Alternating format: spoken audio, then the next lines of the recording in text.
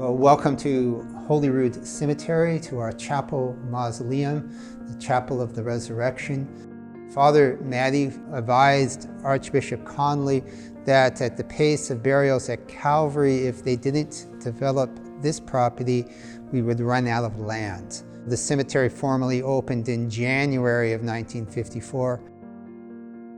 And you can see that Archbishop Conley authorized that all the bishops be moved from their original place of burial to the new mausoleum here. You have the Blessed Mother, Mary Magdalene, and St. John at the crucifixion, which is where the names of our corridors come from. Sorrowful Mother, of course, is referring to Mary, the Mother of Christ. Some of the hardest things we do as cemeterians, helping families, is dealing with families who lost a child.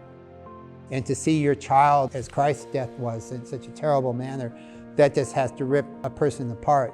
And that actually is a comfort for us as Catholics, is that we know that we can turn to Mary. She has gone through pain and suffering as we are going through pain and suffering. As you move into the corridors, as they chose a different artwork and they dedicated this one to the Holy Family. St. Joseph, he was a man of faith, that he didn't expose Mary when he first thought, some infidelity because they're betrothed and he finds out she's pregnant. But he was there for her, he was present for her.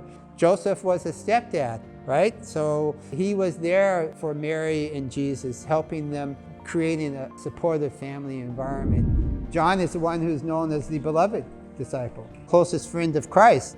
I think it's Ezekiel where they talk about the different symbols, and that's how come John, the evangelist one, is the eagle. St. Thomas the Apostle, I think everybody knows the most famous gospel story for St. Thomas is Doubting Thomas.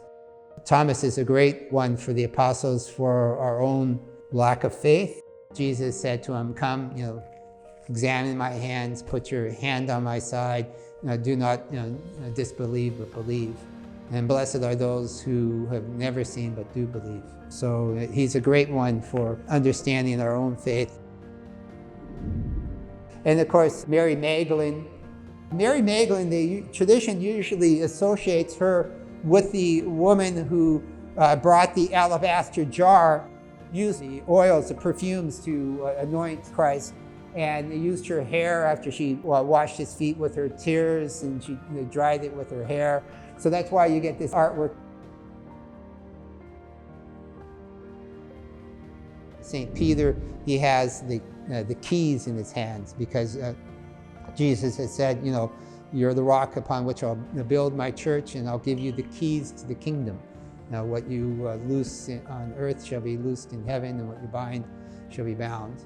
Jesus was sitting on Peter's boat to talk to the crowd. And after it was done, he said, throw your net over the side, and he pulled in so many fish. And Peter realized something miraculous had happened, and he falls on his knees and he said, "Leave me, Lord, for I am a sinful man." That humility to recognize our own flaws. He recognized that he could turn to the Lord for forgiveness.